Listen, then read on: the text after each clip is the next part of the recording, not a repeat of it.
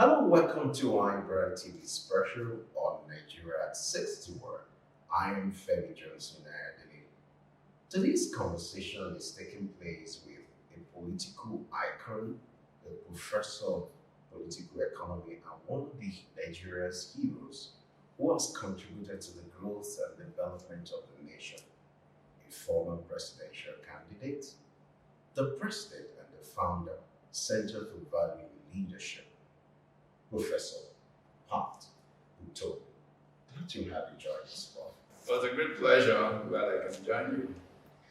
Let's go memory lane as Nigeria celebrates its 61st anniversary. Can you recall where you were in 1960 and your memory of Nigeria's independence? Oh, very clearly. I mean, I once wrote about it or talked about it in a biography that was written by Utomi, I think a reviewer.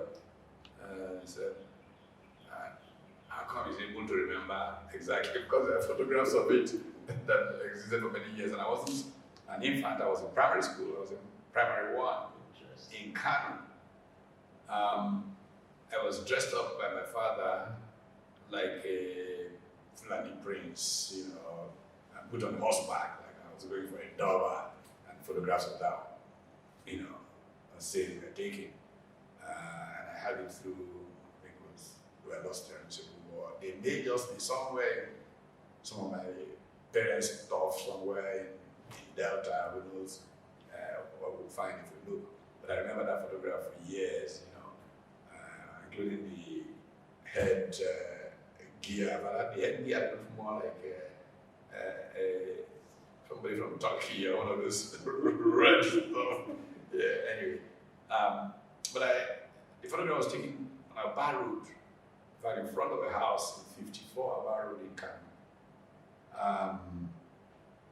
These were days that, even as young as we were indoctrinated literally to see a great future, extraordinary Nigeria, towering light. I, during the course of my life, went back to Kano many, many times. I had many Kano icons that I developed a relationship with as I grew up. One of them, the now late Lamasan in Kano, Laji Maitama Suli, who was a minister in the 50s, the youngest ministers back in those days. And every time I went back to Kano, I went to visit him, he would tell stories about the prospects Nigeria held out at that time. And he would say to me, Pat, it was supposed to be Nigeria, Brazil, India, people didn't even talk about China. And these are going to be emerging powers. Pat, what happened to Nigeria? And I would say, well, Emerson, you know very well how much I've passionately expressed myself on that through the years. Still very sad. I had a very privileged background in terms of knowing Nigeria. I was born in Kaduna. I was baptized in Jos. My father moved to Maiduguri. And so my early fun days were in Maiduguri. My father was moved to Kano. And I started school in Kano, and then he was moved to Guzo. And in Guzo, I spent all of my primary school years, the rest of my primary school years. Then, briefly in Onitsha, to start secondary school, at Christ the King's College. Then the Civil War started, and I moved to Ibadan. And my secondary education was primarily at Loyola College in Ibadan. Then for university, I went right back east. I went to the University of Nigeria, Nsukka. There are not going to be many Nigerians who have that kind of very deeply broad Nigerian background. I got to know Nigeria when Nigeria produced like crazy. When starting from Ikeja Industrial Estate in Lagos, Aba and Transamadi in Port Harcourt took off furiously. Kakuri took off in Kano, in Kaduna, and Bombay in Kano. And I was full of great expectations for the future of Nigeria. And then I went off to grad school in America.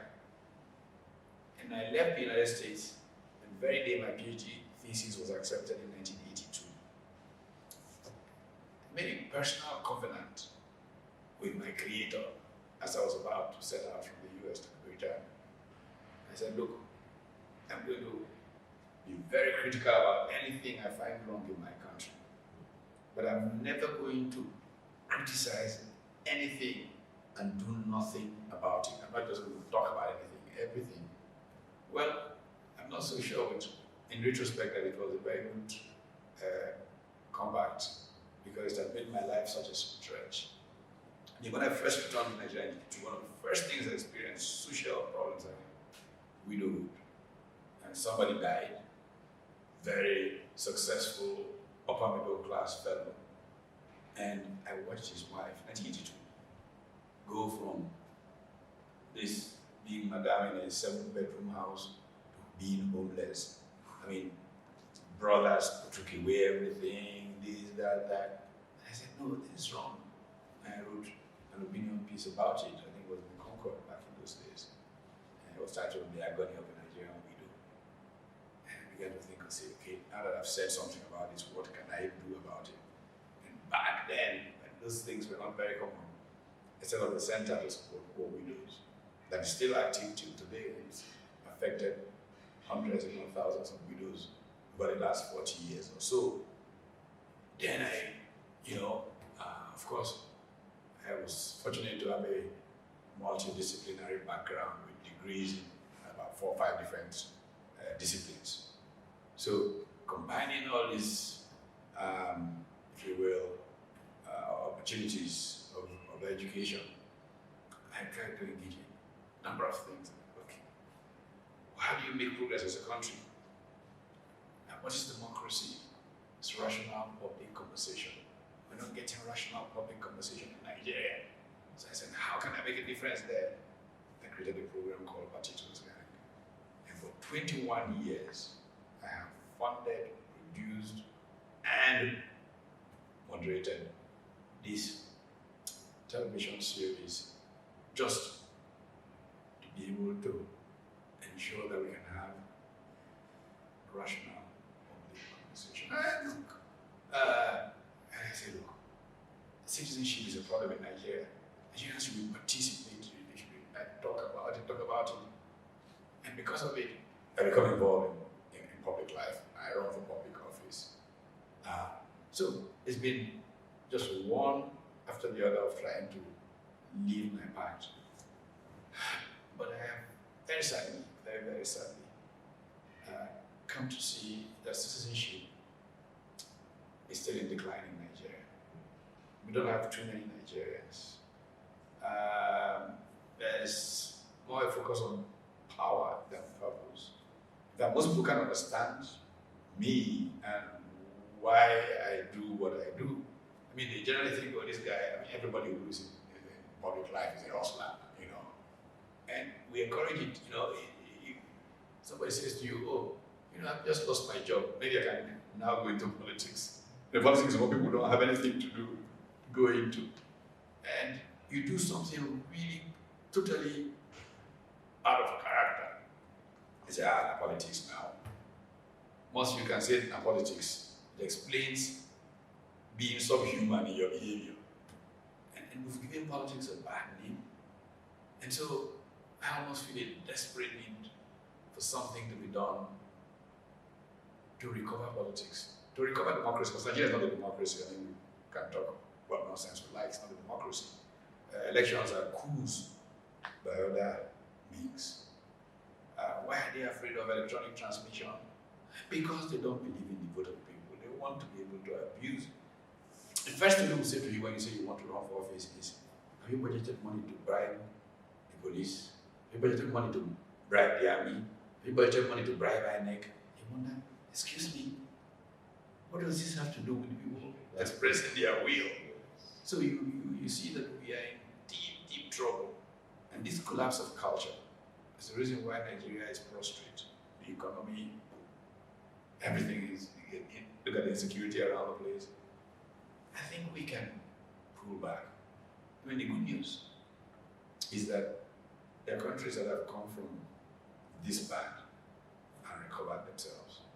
And I'm hoping somehow that Nigerians feel or recognize a duty to try and reinvent their country, to renew the country. If not, really the question is, why should we still have a country? If having a country means this kind of misery. I mean, we're the poverty capital of the world. In absolute numbers, there are more absolutely poor people in this country than in India, that has 7 times our population. I think that we should really, as an elite, be asking ourselves, why are we able to walk with our face up? I mean, we should be walking with our, sorry, because that's what we've done. We've really made our nation prostrate. The worst new one is our president goes to the United Nations and he's asking about debt forgiveness. Okay. And debt cancellation. Forgiveness. I know that's so interesting.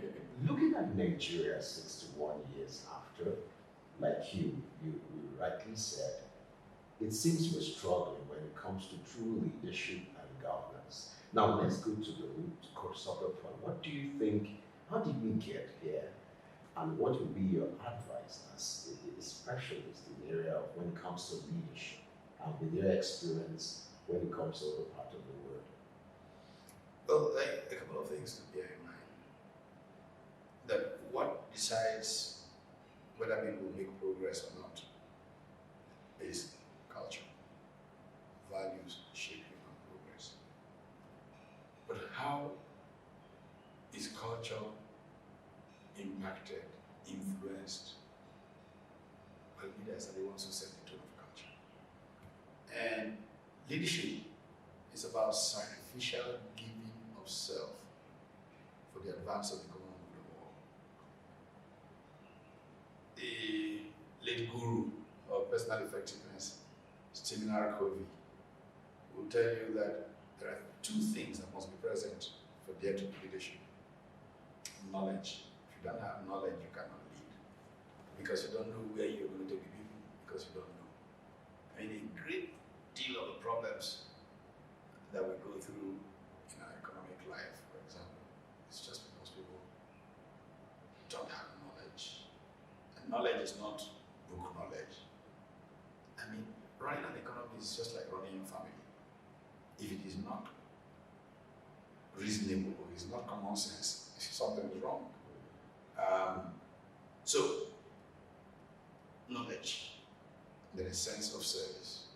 Sense of service deals with the people coming to the conclusion that you care enough about them, that you are willing to sacrifice yourself for their sake. Not because you are a masochist, but because you get the gain of immortality. The real gain of leadership is legacy. So people who are passionate enough about their legacy, who want to be remembered after their body has become dust, and whose antecedents in terms of character, in terms of competence, in terms of courage, is there to be seen. These are the kinds of people who should step into positions of leadership. But in Nigeria, these are not the kind of people. I mean, if you think that we invested so much in worrying about corruption and what it does to us, and corruption becomes the mantra of the change that we sought in 2013, 2014. And we're all so excited that, okay, finally we've got a leadership that's going to focus on this corruption that is so debilitating and deal with it. Who are the people who turn out to run the government? Now let's be very honest, I have no information to call one person corrupt, another person not corrupt, because I don't have access. But at least public perception is that most of the people who consulted the government that was formed were considered the most corrupt people in public life in Nigeria. You just kill the group of people. They just give up. Like, okay, this is not, why should we bother anymore? If the anti-corruption government is run mainly by people perceived to be corrupt, what's the point? So when you get there, you understand that leadership doesn't know what it is doing. Because when leadership knows what it's doing, whether the people are angels who are perceived to be corrupt, leave them alone because of that perception. Lest you create scandal.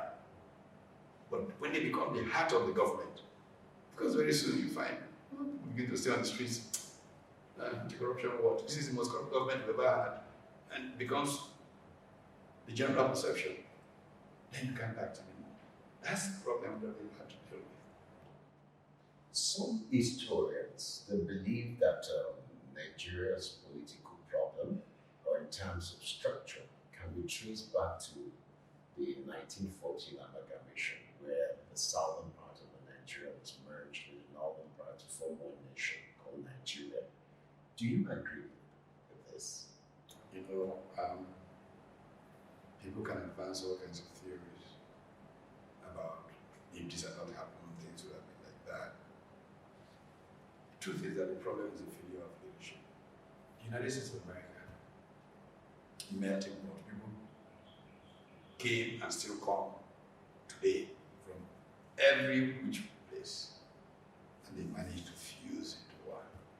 If we had the right kind of leaders, whether we come to it from point of view of let's recognize our differences and develop and collaborate, or from point of view of let's integrate, whichever one we finally choose, there is no pure nation. All modern nations are an amalgamation of people.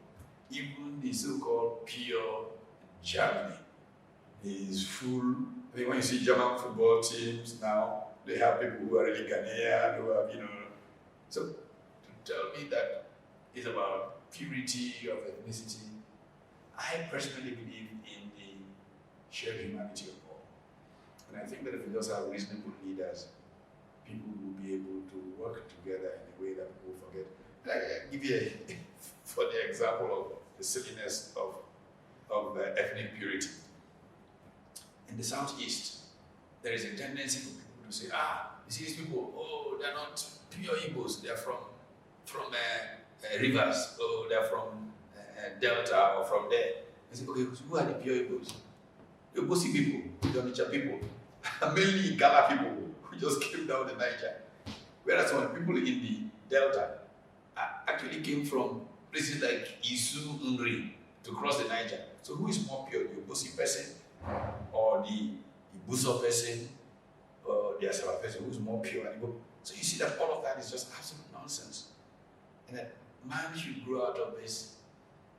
We are different, so that's what the problem is. No, we are not different. The real problem is that lazy politicians turn to things that can make us versus them the issue to use to seek advantage for their personal goals. That's what this nonsense is about. And so in that sense, I don't really get faced by the whole 1914 is the problem thing. My goal, by the way, is that we should have the whole of West Africa become one country. That's my own dream. Because that's how we have strength. Hey, look at Germany. If you go through the history of this nation of nations, as pure as they pretend to be, we know how Germany emerged. Until the Peace of Westphalia in 1648, after the 30-year War. All of those dukedoms and princes of Europe fighting one another, they were all just people seeking territory. In terms of their purity, they'd all been mixing in different ways. Don't forget that if you look at the history of the evolution of humanity, it all started from Africa. And some that drifted northwards, where they affected their capacity to produce pigmentation, and they became white, so to speak. So if we focus on our shared humanity and stop worrying about who brought who together, if we had really good leaders that focused on service to people, the humanity of those persons, we'll make a lot of progress. Let's talk about economic issues now. How will you assess the handling of the economy under President Muhammadu Buhari's administration? You know, in my view, first of all, we've had challenges in the evolution of the Nigerian economy. We just stop in one place and say that is, we can bring in what has gone right or gone wrong during certain epochs. But we have to look at how our economy began to evolve. You know, in the colonial times, cash crops were introduced into the area that is now Nigeria. Most of the cash crops are on the tips of Nigeria. They came from cocoa, rubber, whatever. And we built a certain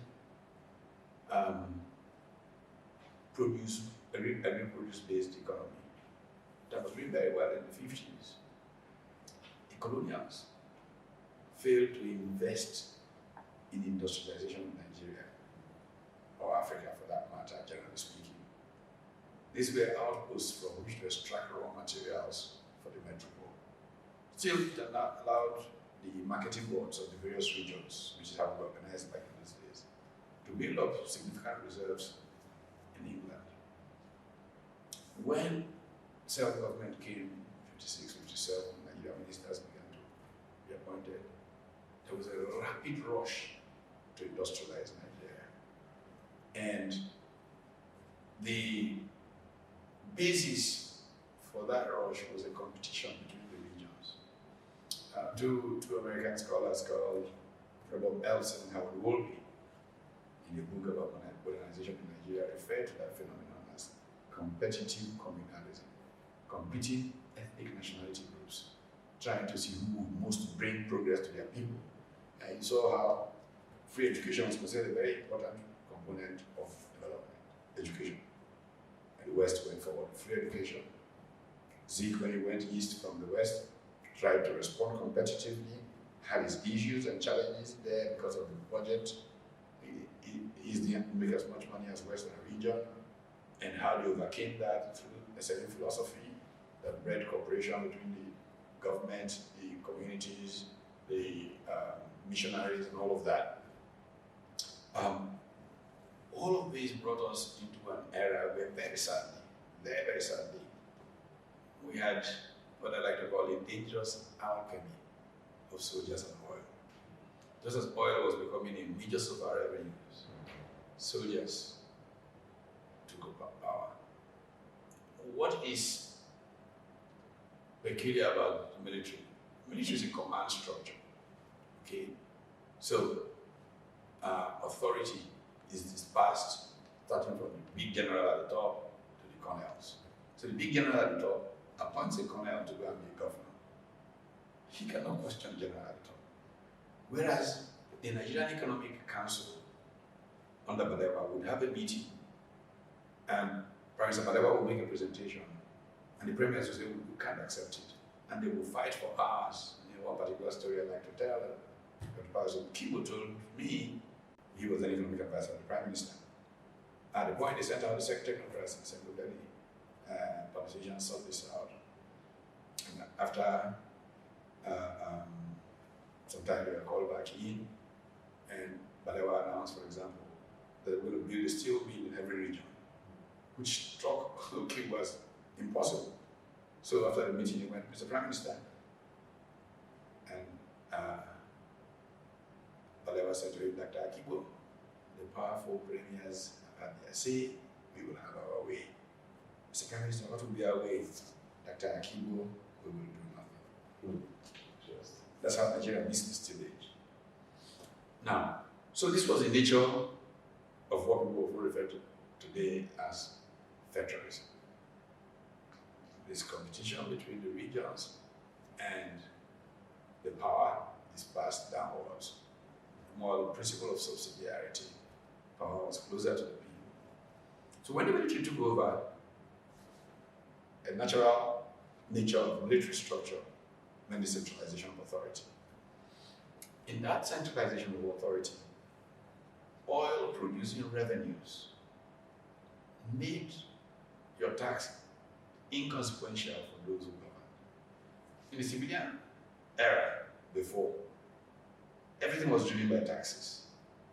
You know, people like me who grew up, here in Lagos, Mushi was like the demarcation between the Western region and the Federal Territory. If you see they're chasing you for tax in the Western region, you will run and find a way of escaping into Mushi, and you're free and kind of, the army didn't need to collect your tax anymore with oil revenues. So they didn't bother you with taxes, you didn't bother them with what they did with oil money. That was when the decline began in terms of economic planning and implementation.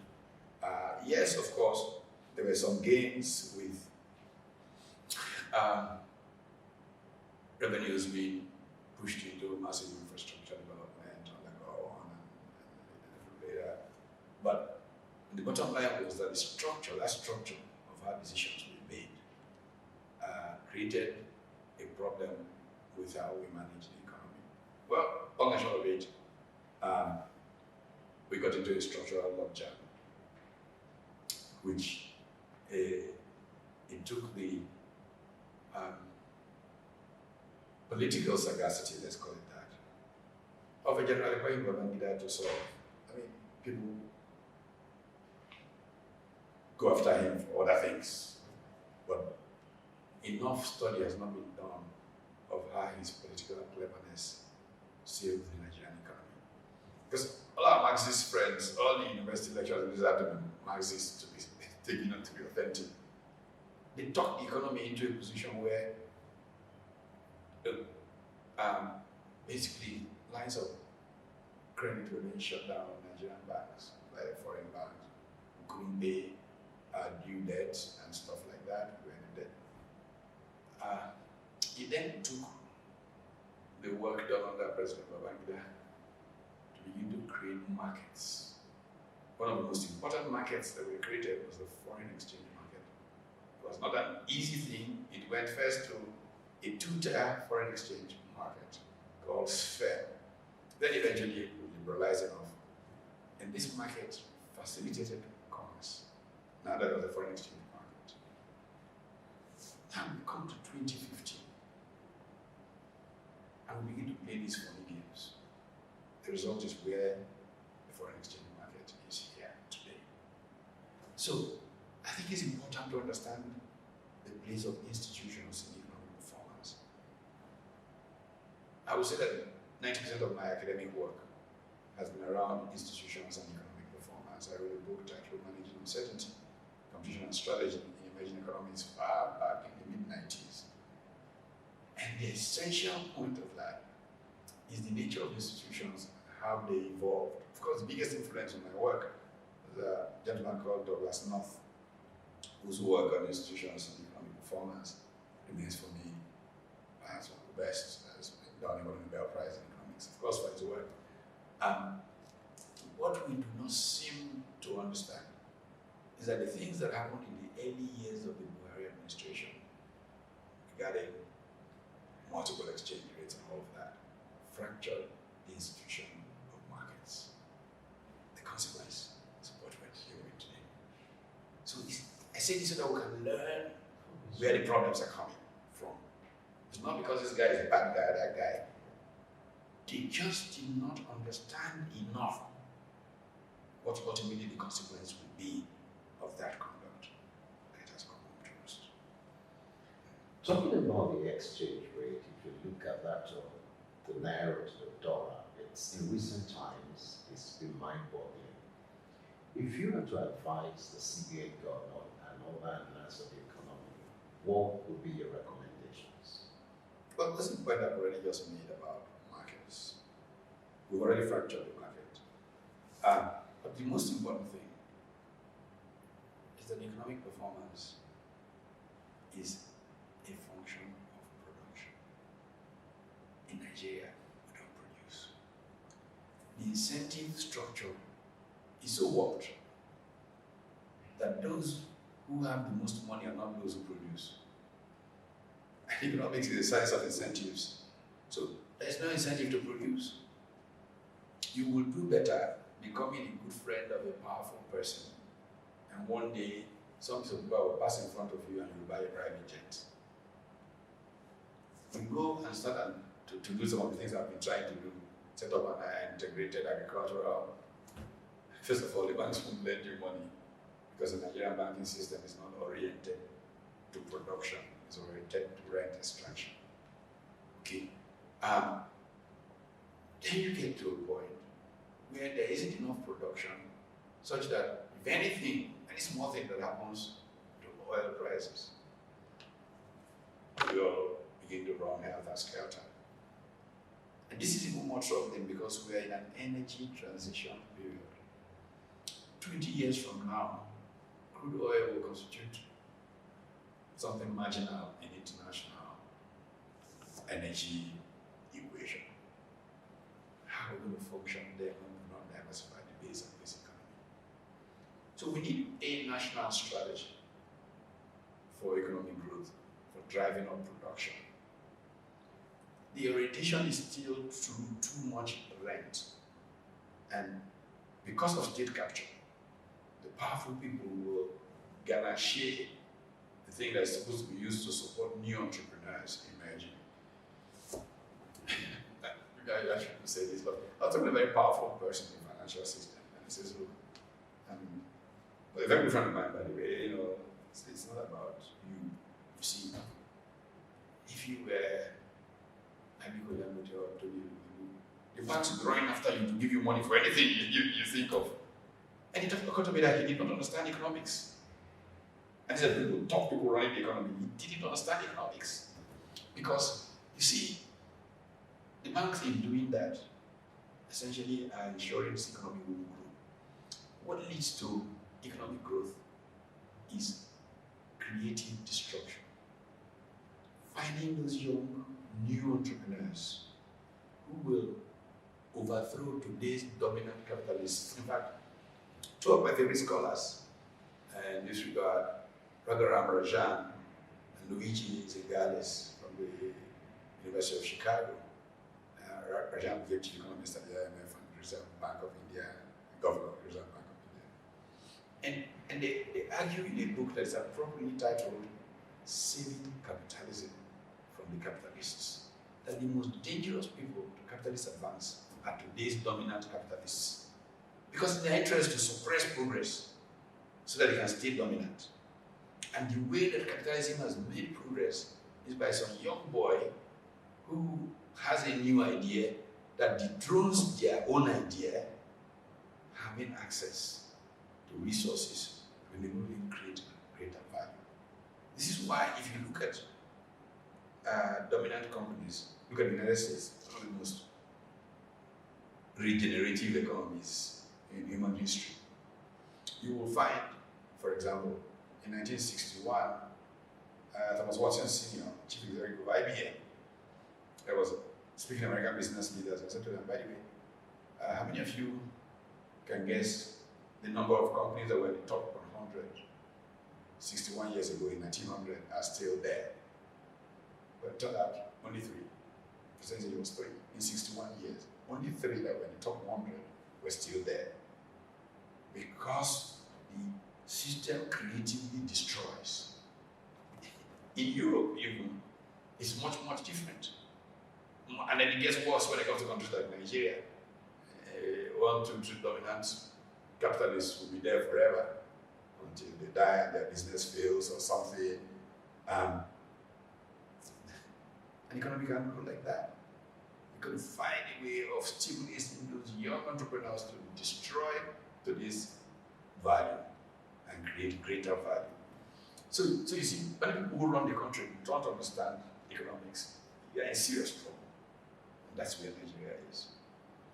Looking at the debt profile, it's running to over 33 trillion, 33 trillion naira. And the president is seeking another loan to about $4 billion. Do you consider this to be a necessary move and the right decision for that? You see, everything has to have context. I'm not one who fears the idea of borrowing of its own. It's a matter of targeting. It's a matter of what you're borrowing to do. If that would ramp up production, if that would facilitate commerce in a way that would create new value from which you can amortize and have much more left over, I have no problem with any borrowing. But I don't see a game plan that suggests that that is going to happen when the one is that being borrowed. And so I'm extremely worried, frightened almost. Because you see, politicians in our modern world, let me be very honest and use language not to. The combination of ignorance and indifference about people will make them zealots. Tomorrow they worry about him and then I'm gone. I think this is dangerous. This is why we must have civil society that is strong. And if you don't have civil society that can stop irresponsible politics, tomorrow will be a very dangerous place to live in. And so, I can listen to a partisan who says, no, you see, all people behind before did not do infrastructure, now we're about to do all the infrastructure. Where were you for 6 years and suddenly you want to do all the infrastructure? In a normal democracy, and again, here is not a democracy, of course, with all the coup that means elections. Once you are approaching lame dog status, there are some things you must not try to do. The Buhari government is a lame dog. Let us be honest with ourselves. It has less than 2 years to go. It must not be able to take a decision that is binding on the future of the Nigerian people without a substantial pushback from civil society. Okay? So there are things we must pay attention to. Not because you like or do not like the incumbent. It's just the logic of democratic order. In the United States, once elections have taken place, an incumbent president, even though he is within his right, when he is civil, cannot even make any significant decision without consulting the incoming president. We don't have an incumbent now in Nigeria, but we're close enough to a time of choice that incumbents should not, and I'm talking about just Buhari, I'm talking about for all of history as the way we should act. So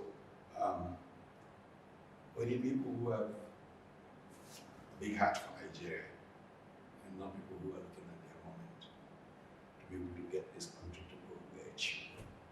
Going through your profile, in fact, I must confess, it's quite intimidating. But you recorded at the age of 27, you were a presidential advisor. Do you see, looking at the present institution of the country, do you see any young man replicating that in the present year politically? Well, in terms of smarts, I see young men who are much, much smarter than I was when I was their age. Every day I see them. The problem is that our system has failed. And so talent is not important. People are not looking at talent. It's important to remind young people about how I got there. I did not get there because I had some godfather or some patron. That's just, let's face it, I became subject of some national consciousness at 18. when we were demonstrating against the correct order as an undergraduate. At 19, I was forcing foreign policy discussions in the country. Got the foreign minister to come and debate us as a student union leader at the University of Nigeria. As a youth corps at 21, I was forcing cabinet reshuffle from what I was writing. Interesting. So when at 26 I finished 2 master's degrees and a PhD, I already had a history of, engagement with social change. And I returned to the country. When I was finishing, many of my contemporaries thought, oh, let's stay back in the US, 2-3 years, work, make some money, buy a car, buy a ship back. I chose not to make that, travel that track. I left the very day my PhD thesis was accepted. As I like to say, I made 100% gain. I left Nigeria with 1 suitcase, I came back with 2 suitcases. I mean, isn't that progress? And I came straight home and I began to engage Nigeria on issues. I remember one of the first major issues I focused on, and something that flows back from examples I gave about taxation and civilian era. I began to write a column. In fact, when I was still in grad school, I was writing a column in Ray Gu's Sunday Times. Ray Gu was editor of Sunday Times at the time. It was the highest circulating newspaper on the continent, I guess. And so from the US, I wrote that column. By the way, at that age or that time, I had already served as an editor of Chris Okoli's New Bridge Table magazine, And I took those same issues I was writing about from the US and on taxation, I went at the point that the fact that we are not collecting taxes from Nigerian people and depending just on oil for rolling the economy was making government not to account to people, be held accountable, and that we must find a way of saving revenues from oil and taxing people to provide services in a way that people can hold government accountable. But Vice President at the time had done a couple of these things and expressed some interest in engaging me in a conversation. Well, that happened, and I was given an assignment by the Vice President on some policy stuff. I did it, and I didn't think much of it. And one quiet Saturday evening, I was invited to visit him at home, very casually, as if he was just talking about some of the ideas I was expressing. He said, oh, by the way, yesterday President Shagari approved for you to this office of delivery. Excuse me. Okay. That's how I got to government. That's not likely to happen today. That's what the problem is. When do you think that may not likely happen? Intellect and merit have been denigrated by the current Nigerian political order. If you look at their laws, if you look at the Sudanese, the people around there are the smartest people around. Today, politicians are surrounded by pimps. And so, they talk down at intellect. In fact, if you are smart, they avoid you. China went through, in a different kind of way, a patch like this during the Cultural Revolution. The Gang of Four and all of those. Mao Zedong, powerful, presided over China. But their GDP per person was half of that of Nigeria. And Deng Xiaoping rose after his death. And the theme of the Deng ascendancy was intellect matters. It is people of knowledge who will get our country where it is going, our party must focus on speech made in December of 1978 at the party congress, emphasize the importance of people of knowledge, of merit, and all of those things. 30 years later, China's GDP was 30 times that of Nigeria. Just to tell you the importance of intellect. But the current Nigerian political class denigrates fierce, smart people, fierce intellect. And that's why those smart young people are not near power. Unless those who will help them insult other people on social media, they bring around for that purpose. Anybody who's really smart running Nigeria should have a cabinet of people in their 40s and 30s. As I am now, I'm too old to serve in a cabinet. I will not accept a cabinet position, very honestly. So, what we need is a reorientation of the political class. They don't have what the awareness, and the Shagari is hard. For all the insults they give Shagari, can see it's been downhill since he compared his leaders to Shagari. He was way up there, you know. So let's talk about the Rescue Nigeria project, which you recently co-founded with Professor Ojeka, Professor Adeyiro, among others. Some Nigerians are wondering, Professor Utomi is rich, is made, is he rich? is fulfilled. So what's he looking for this time around? Why are you getting involved in the Rescue Nigeria project? You see, you have made exactly the point of the problem with Nigeria. Assuming that you are correct, assuming, because that's full assumption. Politics should be an opportunity to sacrificially give of yourself so that your children can have a better future. It's not people who have nothing to lose that should enter politics, it's people who have everything to lose. Unfortunately, what has happened now is that it's an arena of hustlers. And anybody hustles, has really no knowledge of what should be done, and goes there to scramble over how much you can get to their bank account, and the country is dying and dying.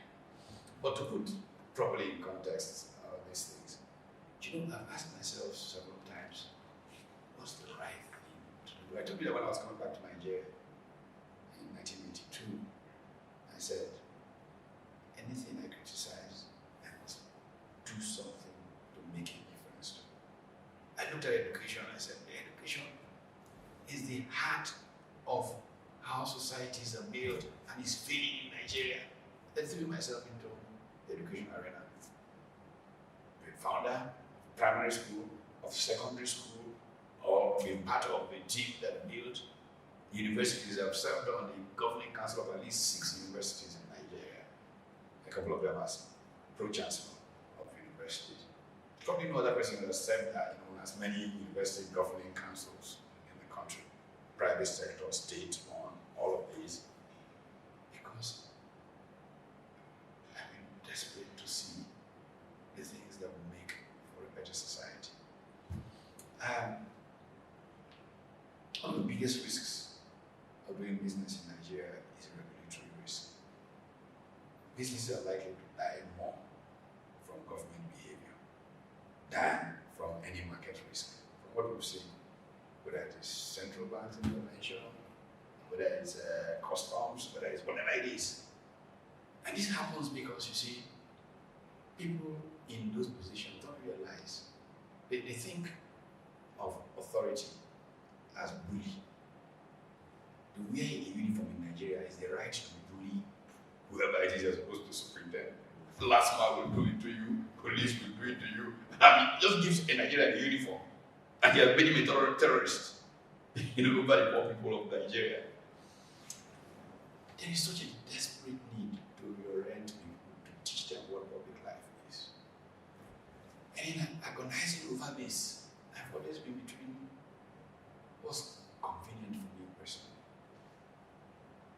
I don't want power. I don't need it for, we just need disturbance of my life.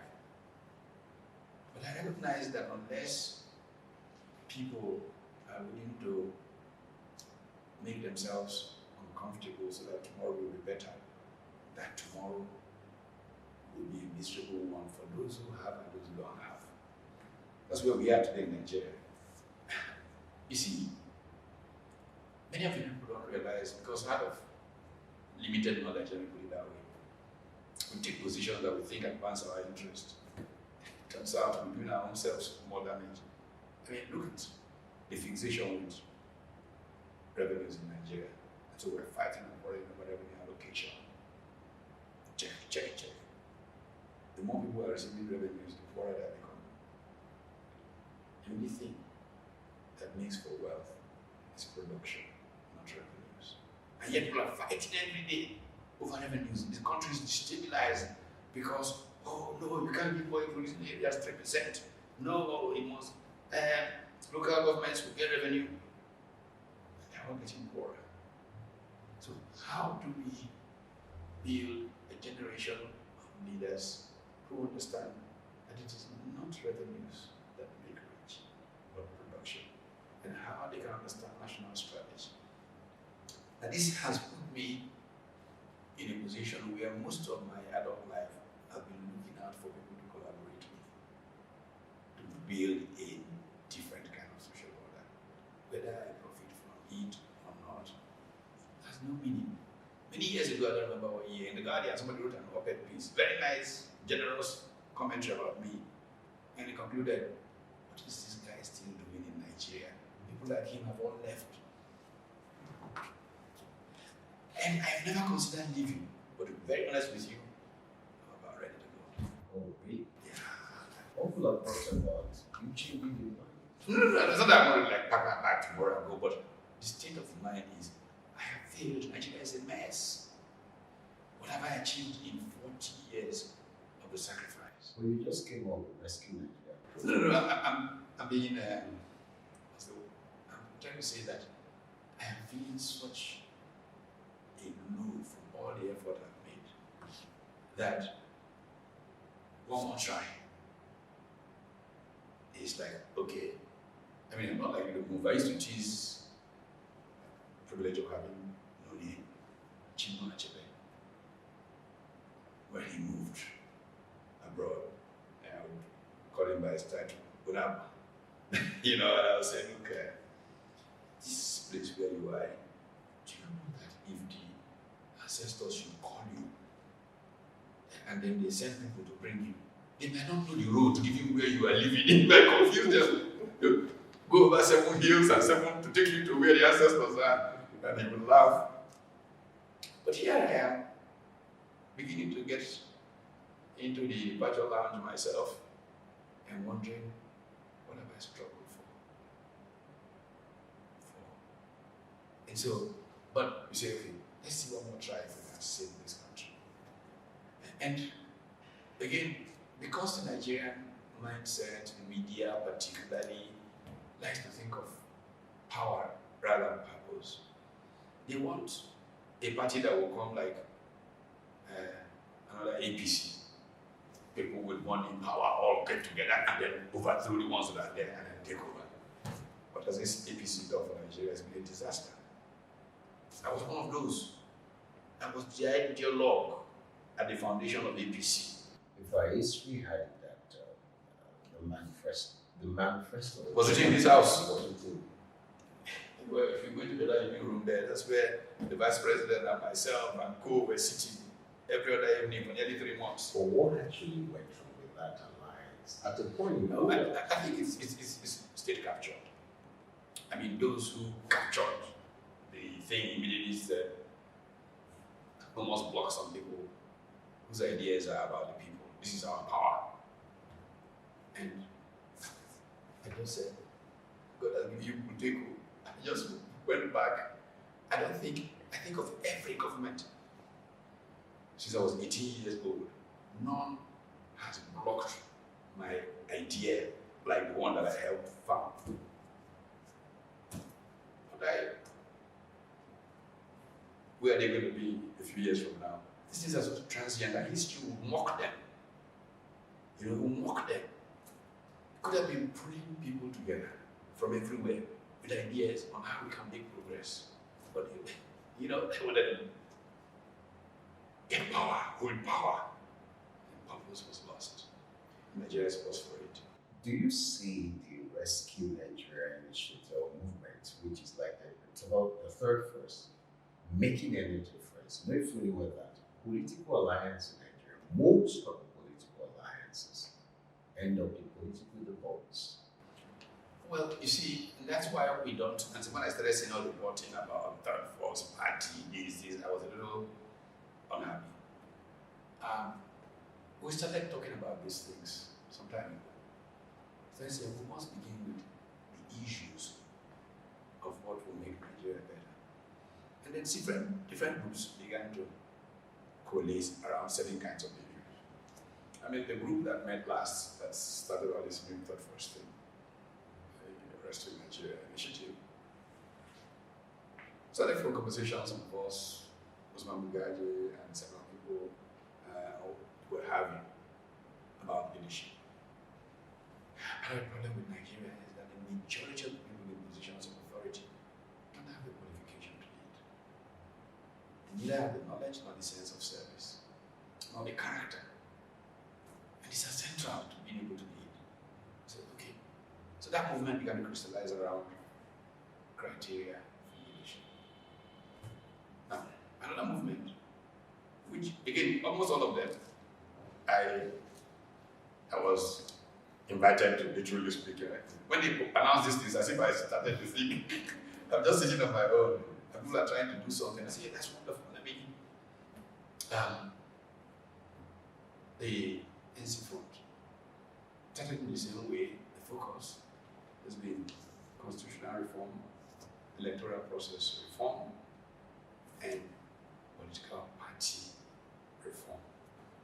Now, what that group has done over the last 1 year, set up a constitution drafting committee that has been working on a new draft of the Constitution of Nigeria. Set up a group to look at electoral process reform, and it's going to fight to the finish, if need be, on electronic transmission of results. Why can we not transmit results? People will tell you all kinds of funny stories. All is that the politician, Nigerian politician, is not a Democrat. He does not want the will of the people to determine who goes there. So he wants that loophole to use to finagle stuff. And NCF, part of the Regional Director, is to fight that. Then, political parties, you know, it all starts and falls with the structure of political parties. What we have seen is that we don't have political parties. What we have are essentially special purpose vehicles for a few guys who have stolen government money to use to facilitate a machine that can grab power. So are we expecting a political party soon from your group? Yes, that's what I'm trying to explain. So NCF is doing that. There's another group who I should mention now because they have not chosen to step up. It has been made of many economic type guys, business leaders, former MDs of companies, focusing on economic reform, national economic strategy. My view would be that there should be an effort to piggyback on something going on in NCF, which is trying to bring 3-4 major political parties outside of to be the crucible from which they are all invited, and even the good people in PDP and good people in APC can come in. Some reform should take place inside APC.